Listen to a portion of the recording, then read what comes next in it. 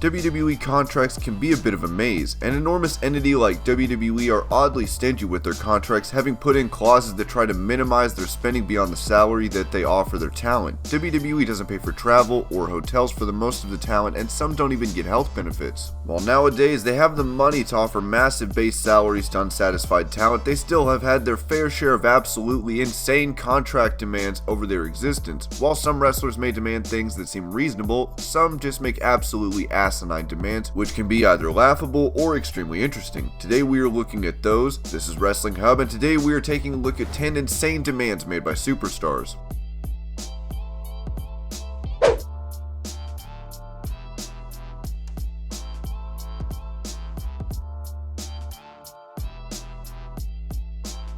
We start with something that, under most lenses, is a perfectly acceptable demand, but not under the eyes of the WWE. The company have a long-standing policy of treating their talent like independent contractors, as opposed to giving them benefits which would come from being an employee. Superstars with WWE cannot take bookings outside of the company and must remain exclusive to the promotion, while still not being labeled as employees, which entitles them to benefits under federal law. Ryback left the company in 2016 after a contract dispute with Vince spelled the demise of his WWE career. He has been extremely outspoken about what took place. The conflict came up because Ryback insisted that WWE start paying for the hotels that talent use on the roads. This was not granted and led to Ryback leaving the company.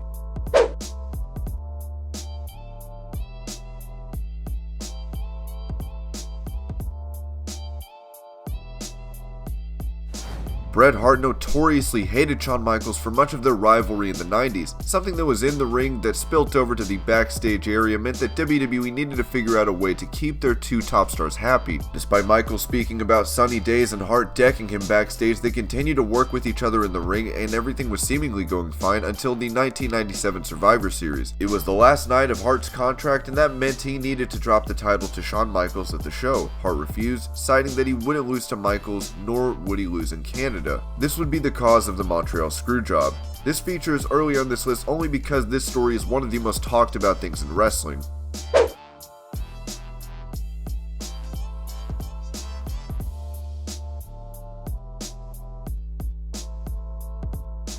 WCW signed Hulk Hogan with relative ease when they first signed him in 1994 because Hogan was out of WWE and had no bargaining chip beyond him being a big WWE star. WWE didn't want Hogan, and Hogan could sign with WCW on a large contract but not an unbelievable one. When there were talks for renegotiation in 1998, Hogan knew that all the cards were in his hands, as this was during the peak of the NWO. Hogan got WCW to give him a $2 million bonus, along with guaranteeing him 25% of the ticket gross for Nitro, Thunder, or live events, along with a minimum guarantee of $25 grand.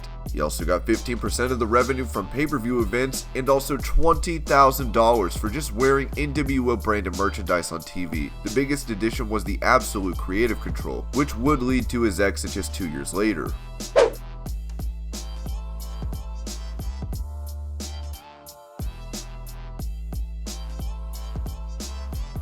Jerry Lawler may be known to everyone as one half of the greatest announcing duo in the WWE alongside JR, but before that he was a big wrestler in the Territory days. He was the biggest star in USWA, a Memphis-based promotion where Lawler wrestled his entire career. His love for the promotion cannot be understated, because when he signed a full-time contract with the WWE in 1993, he was given the opportunity to continue making appearances for USWA, as the promotion was used as a feeder territory for the larger WWE at the time. If that's not an insane exception, as WWE signs talent to exclusive deals, he also had a weird character change in Memphis. Whenever he wrestled or appeared on USWA, Lawler would be a babyface in front of his hometown crowd. This was weird because faces like Vince and Bret would be heels that Lawler would conquer every time they appeared for USWA. Vince wasn't even a wrestler and was a babyface commentator for the WWE at the time.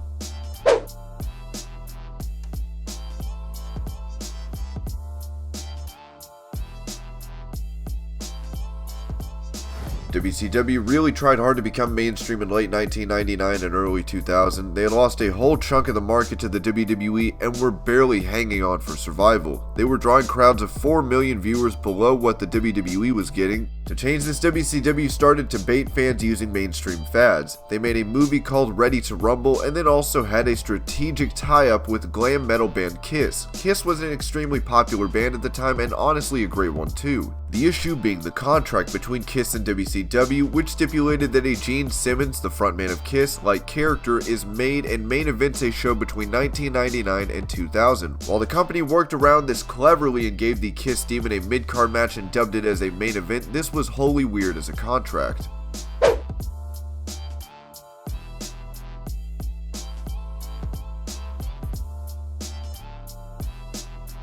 Everything that Lesnar has done to the WWE ever since he went to the UFC and became a box office star can be looked at as contractual bullying. Starting the trend of part-time wrestlers became the biggest thing on the roster. Every time there were negotiations, Lesnar took advantage and had WWE dance to his tune.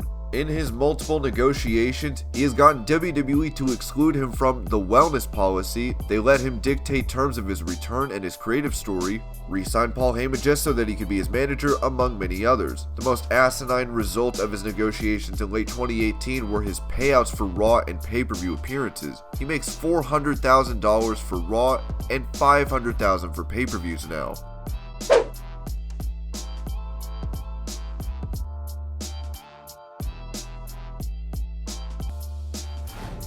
Jeff Jarrett is a WWE Hall of Famer today, as well as a producer for the company, but he was the biggest enemy for them through the 2000s. Jarrett founded WWE's biggest competitor up until the recently announced AEW, which was TNA. Jarrett left the WWE under really contentious circumstances because of his demands to drop the IC title to China. Jarrett was definitely a mid-carder for the WWE, but he also looked at himself as bigger than that. While his contract was expiring and he was still the champion, Jarrett demanded a sum of $300,000 if he was to drop the title that night. While it is disputed what exactly was received, with Double J saying that he got stock options from the company, it was still an insane demand.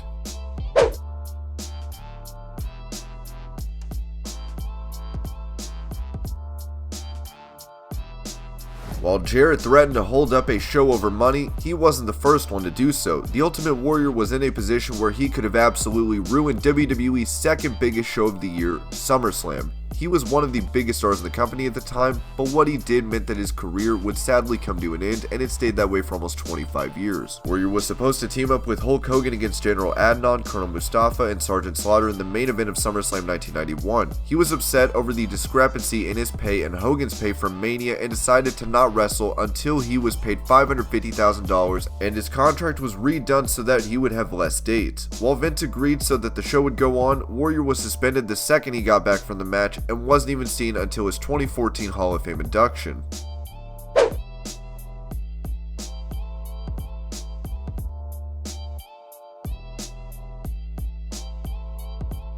While not as serious as what happened with Jarrett or Warrior, this contract is just something that can add fuel to the fire of everyone criticizing the asinine contracts that they ended up giving to talent. That is echoed in what they did to get Randy Savage to join the promotion. While he would have been relatively easy to sign given his desire to wrestle and not be a commentator for the WWE, he did have one demand. Savage wanted WCW to sign his younger brother Lanny to a contract. If you're trying to remember if you have ever seen or heard about Lanny's time on WCW, don't be hard on yourself because he never did anything. Lanny was on WCW's payroll for 5 years, regularly receiving a check but never working a day in his life. Wouldn't you love to get a guaranteed big money check for not doing anything for 5 years?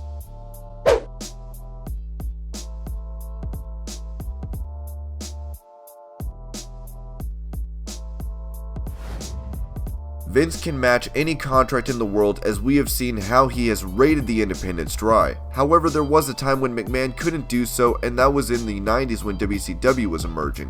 While WCW were after WWE's two biggest stars, Kevin Nash and Scott Hall, all Vince did was give his stars his blessing before they left because of the numbers that they were offered being impossible for him to match. Nash and Hall were getting guaranteed money and were just appearing at 100 to 150 shows compared to WWE's 300 plus. They also had clauses in their contracts called the Favored Nations Clause, which meant that their base salary would be bumped every time someone in the promotion got a raise, meaning they would always be the highest paid talent in the company. And when you mix that with creative control and money that you can make outside from sponsorship and merchandising, one would say that that is too sweet. And these were 10 insane demands made by superstars. I hope you're all having a great day. Thank you so much for watching, and I will see you later in the next video.